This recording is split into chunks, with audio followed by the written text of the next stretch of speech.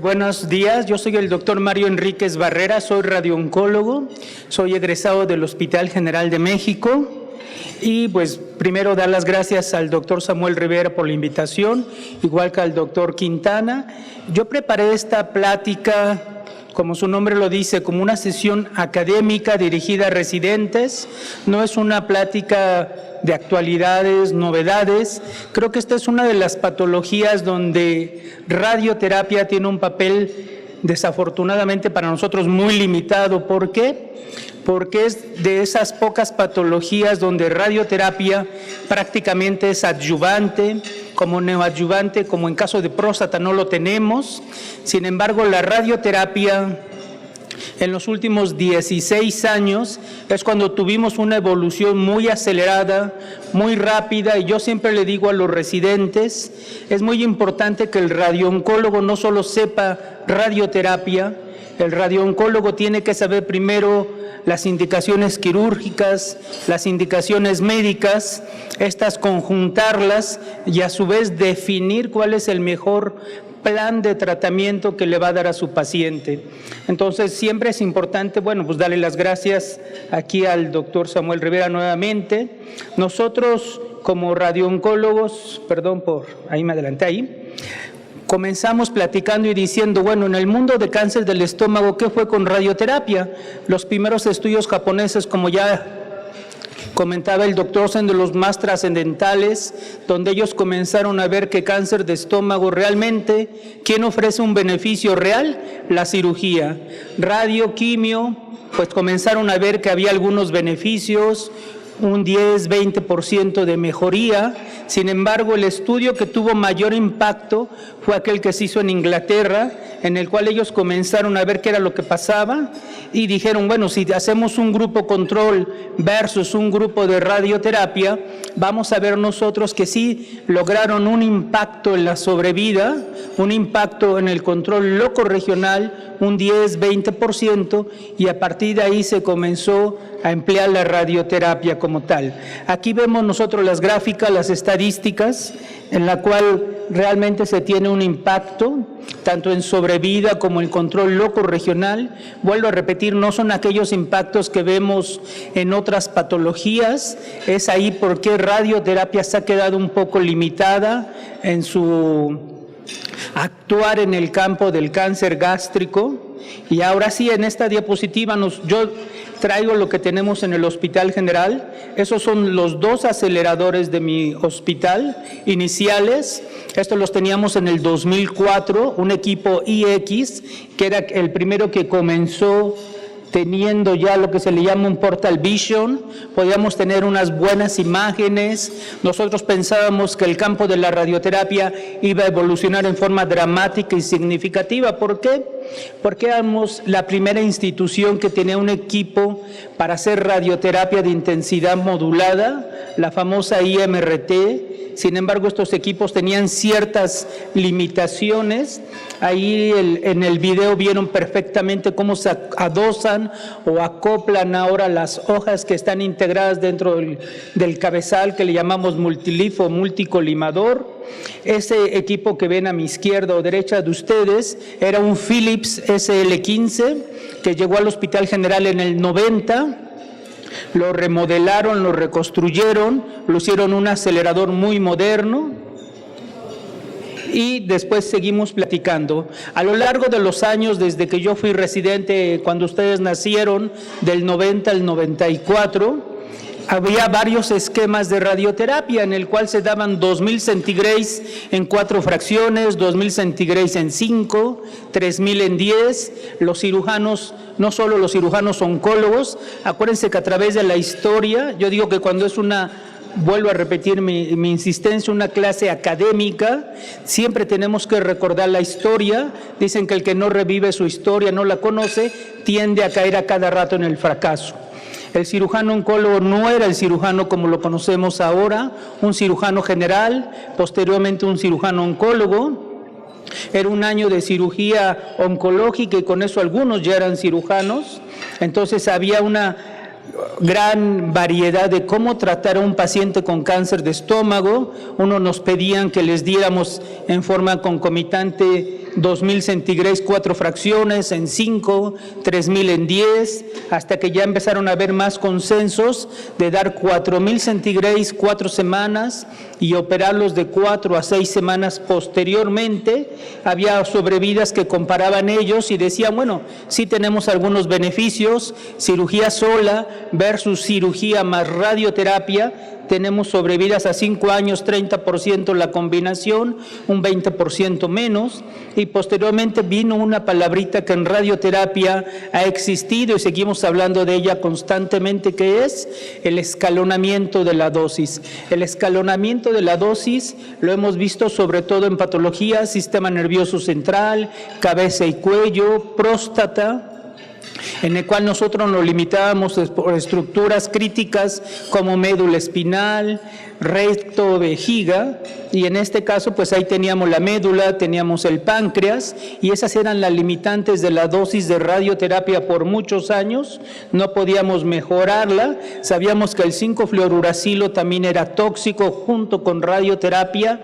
Esas son las limitantes, y después dijimos, bueno, ¿qué fue lo que pasó? Algunos estudios como el que está ahí mencionado en la diapositiva de la Clínica Mayo comenzaron a decir, es mejor dar 4,500, es mejor dar 5,000, y dijeron, bueno, sí es mejor dar 5,000, pero no en 25 fracciones. Bájale la dosis sesión a 1.8 o 180 centígrados, es una mejor tolerancia, pero no un campo extendido. Das un campo extendido, 4,500, y después das esa famosa palabrita, el bus o sobredosis, hasta llegar a 5,040 centígrados. Eso es una dosis muy adecuada para todo esto. Y también vemos aquí cómo el impacto que se va teniendo en la sobrevida y el control local, igual que lo decía el doctor de cirugía, el impacto realmente se va a ver en etapa 1, etapa 2, tratamientos cirugía sola o tratamientos concomitantes, radio más quimioterapia. Vemos que el impacto sí se logra en etapa 1, 2, después la 3 y la 4 prácticamente vienen cayendo lo que son tratamientos paliativos. Realmente nosotros siempre les vamos a decir a los residentes qué es lo que vamos a ir haciendo en cada una de estas etapas clínicas. Actualmente nosotros tenemos una modalidad de tratamiento que únicamente parecería que está impactando en cáncer de mama, que es la famosa radioterapia. El RIO es radioterapia intraoperatoria. La famosa radioterapia intraoperatoria, yo la quise mencionar así tal cual apareció en un libro, y decir que no es algo nuevo, es algo viejo. Realmente la medicina únicamente se ha ido remodelando, ha ido dando ciclos, y en ese estudio que se menciona en los 70s, ya en Kioto decían, vamos a dar 10 o vamos a dar 20 grays al lecho quirúrgico, al momento de la cirugía.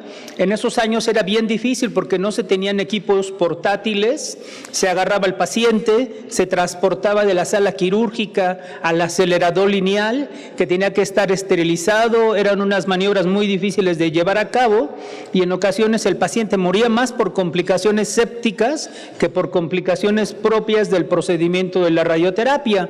Ellos comenzaron a ver algo muy importante, que era, hago la radioterapia intraoperatoria y posteriormente doy un bus. Ese bus lo damos ¿con qué? Con radioterapia externa convencional a las dosis que se habían mencionado, de 4,500 centígrados o hasta 5,040. Obviamente, vuelvo a repetir, son etapas 3, son etapas 4, que es lo que nos han dejado a nosotros.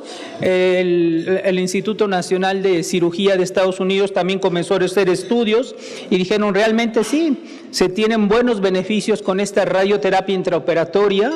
Calvo, que es uno de los radiooncólogos más famosos de España, dijo, también tenemos la radioterapia. De hecho, en la época de un doctor que está aquí con nosotros, el doctor Martínez Macías, fue gente a España a capacitar tanto cirujanos como algún radiooncólogo, que fue lo que faltó, para hacer radioterapia intraoperatoria, no solo en el caso de estómago, también en el caso de sarcomas. Aquí vemos las imágenes. ¿Qué era lo que nos faltaba a nosotros? Esos conos. Ese cono que el cirujano pone en el lecho quirúrgico. Es bien importante hacer que los residentes de radioterapia vayan ¿a qué? A las clínicas de cirugía de mama, ginecológica, tumores mixtos. ¿Por qué?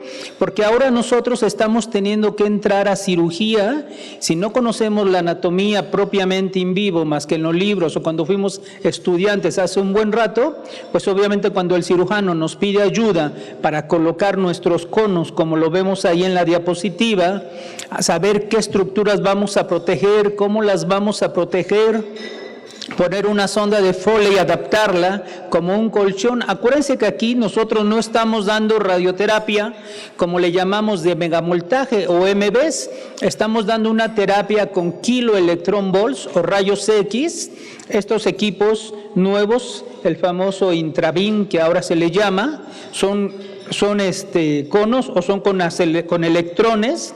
Estas cosas nosotros no las tenemos en el Hospital General, nos costó mucho trabajo. Ahí vemos el ejemplo, cómo es que radiamos el lecho quirúrgico, y mi insistencia en este tipo de plática académica es a los profesores actuales de los cursos universitarios hacer que el radiooncólogo vaya a los quirófanos, entre, conozca la disección, sepa lo que está haciendo el cirujano, y cuando nos piden esta colaboración para aplicar estos tratamientos, saber cómo lo estamos suministrando y no nada más lo que nos diga la literatura. Das tanta dosis al lecho quirúrgico, tienes que cuidar esto en base a una situación que se llama el cuante o la dosis que van a tolerar nuestras estructuras de riesgo. Entonces es bien importante para el radiooncólogo conocer todas y cada una de las características que debe de tener la anatomía de nuestro paciente. Volviendo a hablar de la historia, en la historia vemos cómo es que la radioterapia se fue suministrando a través de los años, y decimos, la base de la radioterapia no nada más era decirle al radiooncólogo, te doy ese paciente a ver qué le puedes hacer, palíalo, dale 5,000 centigrados en 25 fracciones, al fin que es lo único que saben hacer, pero no, cada una de estas cosas tiene su propia base. Y como siempre se pone al pie de una diapositiva su referencia bibliográfica, vemos que en este estudio el 0116 o el famoso McDonald's, como dice al pie de la diapositiva, es el que encaminó a que la radioterapia fuera una dosis de 4,500 centigrados, 5 semanas, 25 fracciones, y por muchos años se suministrara a campos APPA. ¿Por qué? Porque eran las máquinas que en esos años se tenían. Únicamente existían los cobaltos, existían cesio, también lo teníamos como radioterapia externa. A veces es una ventaja tener ya casi 26 años de radiooncólogo, porque viene uno y les habla de la historia y cómo fue evolucionando todo esto. Y además es bien importante hablarles a los residentes de radioterapia y decirles, así como el cirujano nos hablaba hace rato del R0, R1, R2, el D0, el D1 y el D2 y el D3, el radiooncólogo tiene la obligación de conocerlos y saber qué es un D1, qué es un D2 y qué es un D3. Si el radiooncólogo no define cada una de estas situaciones ganglionares, como también el cirujano lo comentaba, igual que en cáncer de mama, no le podemos decir al cirujano, tú me mandas un paciente con D2, pero me lo mandas con 10 ganglios resecados, pues obviamente no es una tan buena disección D2, o no caería en ese D2. Este estudio que vemos en la diapositiva fue severamente criticado. ¿Y por qué fue severamente criticado? Precisamente por eso, porque nos habla que tuvo una gran variedad en cuanto a los tipos de disección. Entonces realmente decimos, ¿vale la pena tener ese como referencia? Bueno, pues sí, porque demostró que tuvo muchos beneficios. Estos eran los campos de tratamiento que se proponían, campos AP, anteroposterior y póstero-anterior, con cada una de sus características.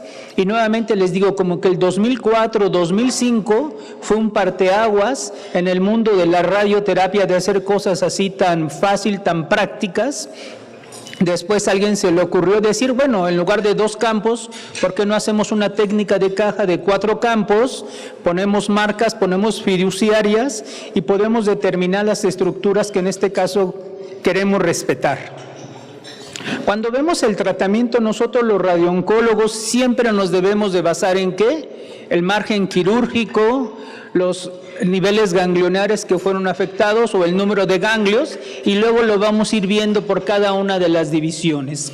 Cuando hablamos de un carcinoma in situ, un T1, un T2, con N0 obviamente una excelente resección quirúrgica, decimos radioterapia pues no está indicado por obvias razones. Sin embargo, cuando vemos un paciente con una cirugía completa, pero un T2 N0, ¿y por qué ponemos un T2 ahí? Porque ese T2 en la siguiente diapositiva vemos que explica que en ocasiones hay T2 que, como también lo presentó el doctor en una de las diapositivas, pueden pertenecer a la pared posterior del estómago y quedar infiltración microscópica que llegue hasta la serosa y realmente decir era un T2 o no era un T2 y tener que valorar cada una de las características de este pacientito. Entonces decimos, ya cuando es un R0, pero un T2 de la pared posterior del estómago, pues en ocasiones estaría indicado darle radioterapia al lecho quirúrgico y no a las regiones ganglionares. Y cuando ya hablamos que este mismo caso, pero que tiene invasión linfovascular, perineural y son pacientes jóvenes que hacen, pues ni modo, lo hacen candidato tributario a radioterapia. Por eso les digo que si el radiooncólogo, residente o médico de base no conoce cada una de las situaciones que estamos platicando, bueno, pues estamos haciendo una pésima valoración de nuestros pacientes y no nada más es llegar y prescribir. Entonces, todos los pacientes R0, T3 o T4 o cualquier T con ganglios positivos, sabemos que es candidato ¿a qué? A radioterapia adyuvante. Y obviamente por mucho tiempo, aquí sí es el mundo de la segunda plática que sigue, la tercera plática, perdón, del día, obviamente el campo del cáncer de estómago ha sido de ellos, de los oncólogos médicos, en el cual todos estos subtipos, cuestiones genéticas, han hecho que vayan incursionando en cambios nuevos, radioterapia no, pacientes con un R2 y no sabemos qué es un R2, aunque por lógica mucha gente lo descarta, que todo el mundo lo sabemos, pues obviamente pues estaríamos paliando mal a nuestros pacientes. Y ya viendo en esta diapositiva, muchas veces ahora está tan de moda que hagamos intercambios como los que están sucediendo ahorita, estamos por la web, en otras instituciones como el Hospital ABC, hacemos intercambios cuando presentamos pacientes de radioterapia de intensidad modulada. Los tenemos que presentar en inglés, obviamente, y si no saben, en ocasiones los residentes, lo que es el tumor bed, si no saben lo que es el lecho quirúrgico, obviamente pues no sabemos definirlo. Y en ocasiones vamos a ver que hay que irradiar en la zona donde estaba la enfermedad, los niveles ganglionares o bien solamente el lecho quirúrgico. Entonces, dependiendo, como he venido platicando en la diapositiva previa, qué es lo que queremos radiar, qué es lo que queremos tratar, pues va a depender de las características propias del reporte histopatológico. Nosotros les decimos, el radiooncólogo depende mucho de lo que hizo el cirujano, pero depende mucho más de lo que el patólogo nos ayuda a reportar que efectivamente corresponde a lo que nuestro cirujano oncólogo nos está diciendo que hizo al momento del procedimiento.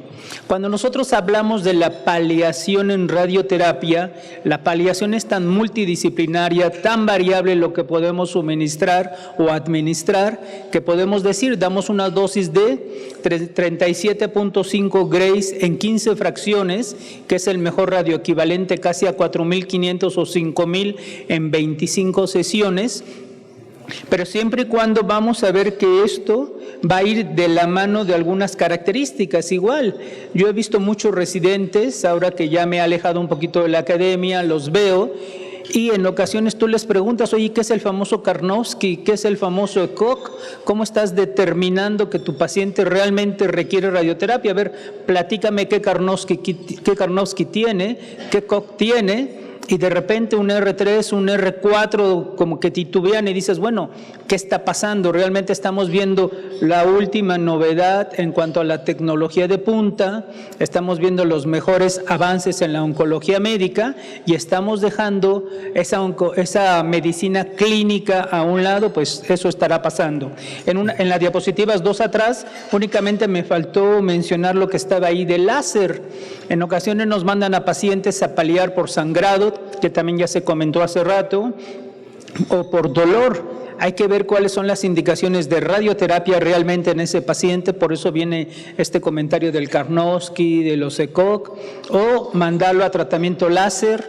En ocasiones, si es de la unión esófago-gástrica, bueno, pues mandarlo a que le pongan una prótesis ahí y por la paliación a lo mejor es lo mejor para ese paciente. Entonces, nosotros decimos, si tenemos un paciente con un buen Karnofsky, entre comillas, de un 60% o un ECOG menor de 2, pues en ocasiones puede ser indicativo darle tratamiento paliativo con radioterapia, pero en el caso contrario, un Karnofsky menor de 60%, un ECOG mayor de 3, pues decimos a lo mejor ya ni quimio, ya ni radio, y mejor mandarlo a la unidad de cuidados paliativos, que puede ser que es donde obtenga una mejor tratamiento nuestro paciente. Cuando hablamos ya de tratamientos post cirugía, qué es lo que vamos a radiar, cómo lo vamos a radiar, nuevamente es ahí donde a los residentes los involucramos y le decimos, a ver, platícame qué es un N1 de estómago, un N2, un N3, dime cuáles son los relevos ganglionares que cada una de estas zonas va a influir. Acuérdense que todo esto ha ido cambiando, así como en nosotros los volúmenes del CTB, el PTB, todo esto ha ido cambiando. Los ICRUS, que es lo que nos rige a nosotros en radioterapia, también se han modificado. Estas sesiones académicas multidisciplinarias, multiinstitucionales, realmente nos ayudan a una mejor valoración de nuestros pacientes. Entonces, el residente de radioterapia debe de conocer esos 5 centímetros que incluso el médico de cirugía lo comentaba, son por esas infiltraciones de submucosa que sabemos que esos linfáticos malévolos son los que dan micrometástasis, que en ocasiones quedaban fuera del margen. Yo me acuerdo que cuando hacíamos campos APPA, de repente parecía muy exagerado lo que estábamos radiando y de repente el paciente pues tenía toxicidad, pero ni modo, son los cánones de cómo debemos de radiar a nuestros pacientes.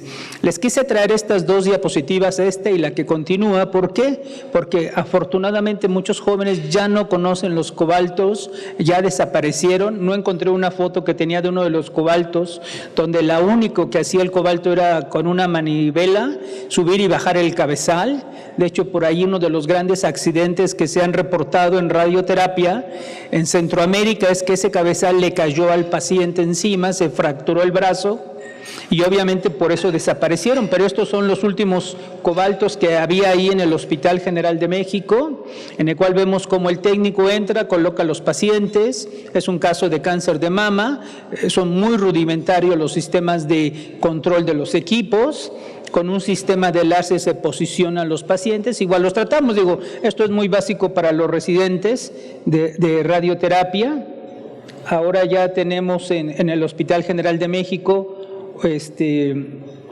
este acelerador de en medio, no es la marca Electro, es una marca Varian, en el cual ya tenemos una cosa que se llama un Combin, ya nos permite hacer valoraciones todos los días del posicionamiento. La radioterapia ha ido evolucionando, tenemos el famoso gating también, en el cual podemos hacer ciclos respiratorios para poder determinar en qué fase podemos radiar las estructuras. Y ya sabemos que una planeación virtual, no solo para radioterapia conformacional, que el objetivo es optimizar la menor dosis al tejido sano y mayor dosis a nuestro órgano de riesgo, a nuestros órganos blancos, y decimos, lo mejor es la simulación virtual, obtener imágenes de tomografía. La famosa dona de los tomógrafos nos ha metido muchas veces en predicamentos cuando han llegado esos pacientes desafortunadamente de 120 kilos y más, que no pasan en esa dona para hacer una tomografía, no podemos hacer excelentes planes de tratamiento.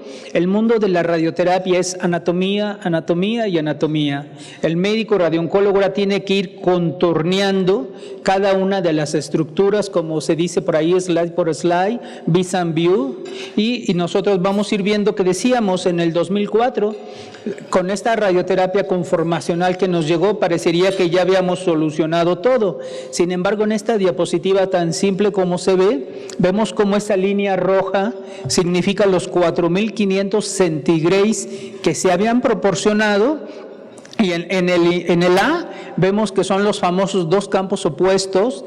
Prácticamente la médula espinal recibía los 4.500, que sabemos que casi es la tolerancia para la médula espinal. Radiábamos el riñón prácticamente en su totalidad del lado izquierdo. Había ahí la necesidad de ese riñoncito, prácticamente dejaba de funcionar. Acuérdense que la tolerancia del riñón son 2.000 en su totalidad, dábamos 4.500 y después llegó la radioterapia conformal, el B, la foto B, en la cual los riñoncitos seguían sufriendo, no podíamos dar una buena radioterapia hasta ahora que nos llega la famosa radioterapia de intensidad modulada, que a grosso modo decimos radioterapia de intensidad modulada es hacer una radioterapia inhomogénea, cuando por más de 70 años nos dijeron radioterapia es homogeneizar la dosis de la radiación, ahora no, radioterapia de intensidad es hacer inhomogéneo un buen volumen de radiación. ¿Para qué? Para permitir excluir la médula espinal, para si por ahí pasaba el páncreas o no quería radiar en su totalidad el páncreas, bueno, pues lo hago prácticamente a un lado y distribuyo mejor mis curvas de radiación. Pero eso para el radiooncólogo le ha significado más trabajo. ¿Por qué? Vuelvo a repetir, tienes que contornear estructura por estructura, corte por corte, no se vale interpolar. Porque ya llevo 5 cortes, interpolo todos los demás porque la máquina lo puede hacer. Eso no es lo correcto, tenemos que ir determinando las estructuras, nuestros órganos de riesgo, qué queremos radiar. Y vuelvo a repetir, y perdón por lo repetitivo, si el radiooncólogo no sabe dónde están los relevos ganglionares, obviamente ese paciente que va a tener una persistencia o una recurrencia, entre comillas, de la enfermedad, y por lo tanto, si de por sí el papel de la radioterapia en esta patología en especial es un poco limitado, no hay mucho en la literatura, por eso no quise traer muchos artículos, son muy repetitivos, lo que sí tiene impacto en la plática que sigue realmente, pues decimos, vamos a conocer lo que está pasando aquí, ¿no? Ahora está otra máquina tan de moda, no quise agarrar. Está otra máquina tan de moda en radioterapia, que es esta, es la famosa tomoterapia. La tomoterapia es otro equipo de radiación que está en sus inicios, de cómo lo vamos a nosotros a poder interpretar. Vamos a ir viendo cómo se hace la radiación. La radiación se hace, como lo estamos viendo, en forma helicoidal también. Por eso, aunque tomoterapia tiene sus buenas indicaciones, ya en el país hay 3 o 4 equipos que están comenzando a funcionar, estamos en eso que también se le llama su curva de aprendizaje. A lo mejor con tomoterapia podemos llegar a obtener mejores resultados que con estos otros aceleradores. Obviamente, vuelvo a repetir, es curva de aprendizaje. Se dice que son muy buenas las respuestas que está teniendo tomoterapia. Perdón.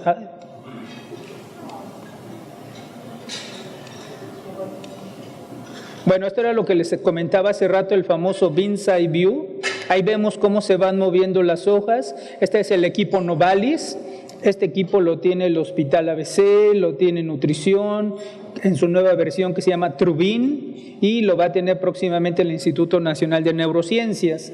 Y estas son hojas de 1 milímetro, en el cual nos permite acomodar a la forma de lo que queremos radiar, proteger en este caso muy en particular las cintillas de los nervios ópticos, el quiasma, pero lo mismo podemos lograr con radioterapia de gating o la 4D que se le llama ahora, la famosa radioterapia 4D. Entonces yo creo que cuando haya una mayor cantidad de pacientes que los podamos meter a estas técnicas de tratamiento, que por desgracia son muy costosas, nos van a permitir ya traer nueva información del papel de la radioterapia en cáncer gástrico. Estos son de los 2 libros que principalmente fue donde más obtuve la información, que es el Gunderson de nosotros de radioterapia.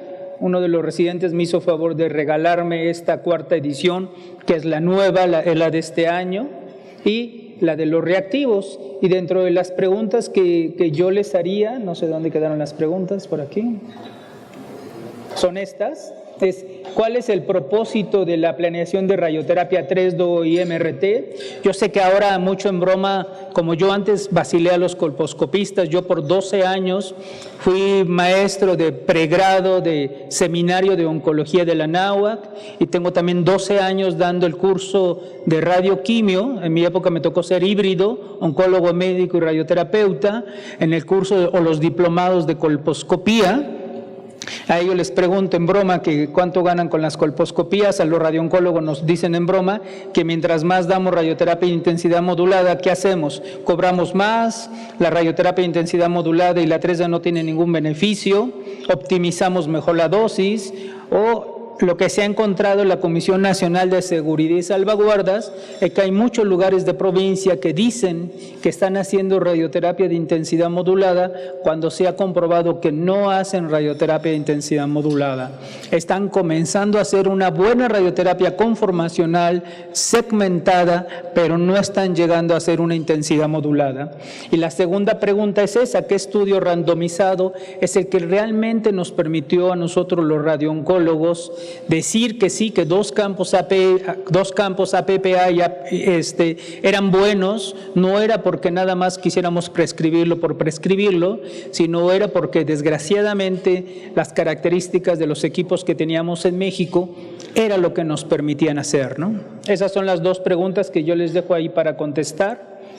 Alguna otra que ya no pude cambiarla por la brevedad del tiempo era realmente preguntarle a los radiooncólogos cuando tienes un tumor de la región proximal o de la unión esófago-gástrica, qué ganglios o qué niveles tienes que incluir, y cuando es una disección D3, cuáles son los otros ganglios que tendrías que incluir. Pero la verdad es que ahí les ofrezco una disculpa, por falta de tiempo ya no pude hacer esa pregunta con opciones múltiples.